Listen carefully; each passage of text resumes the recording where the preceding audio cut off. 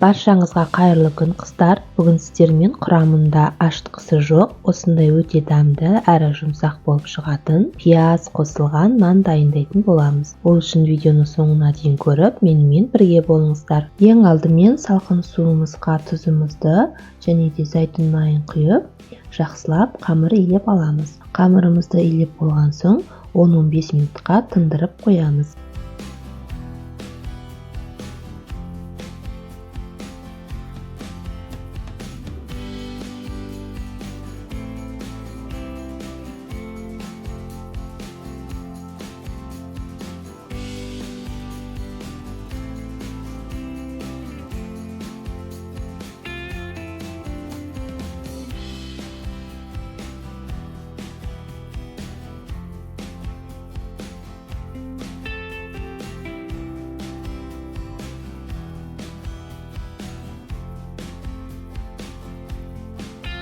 Пияздарымызды қабығынан ашып, турап аламыз.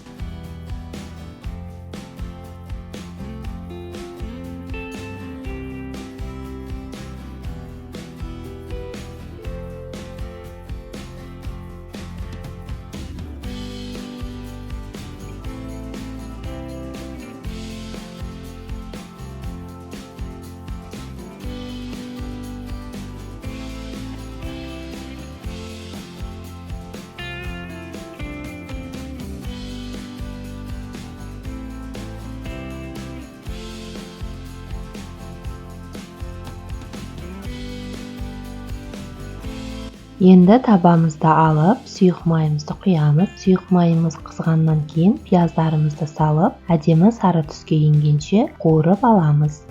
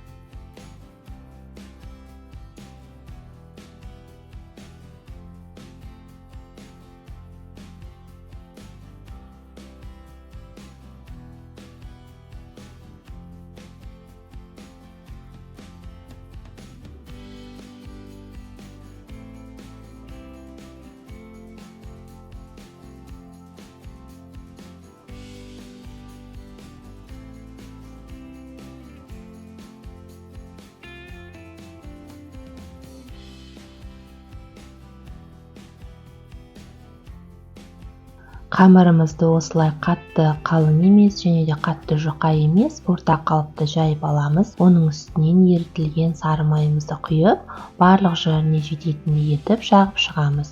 Сары майымызды жағып болғаннан кейін дайын қуырылған пиязымызды орналастырып, видеода көрсетілгендей орап, теңде 2 немесе 3 бөлікке бөліп, дәл видеодағыдай жайып, қызып тұрған пешімізге салып, нандарымызды пісіріп аламыз.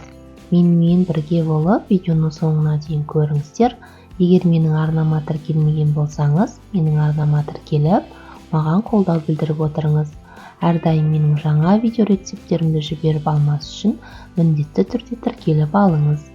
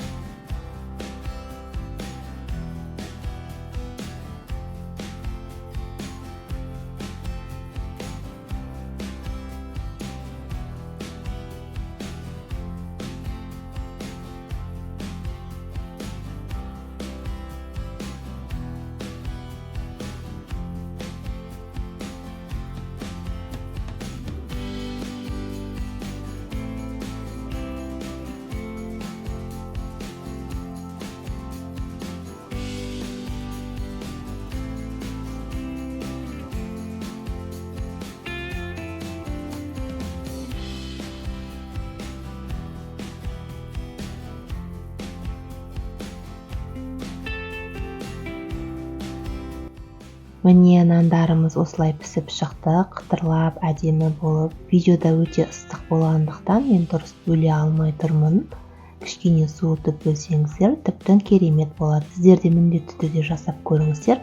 Барлығына ұнайды деген ойдамын. Менімен бірге болғандарыңызға рахмет. Сіздермен бірге болған әдемі. Келесі видео рецепттерде кездескенше аман сау болыңыздар.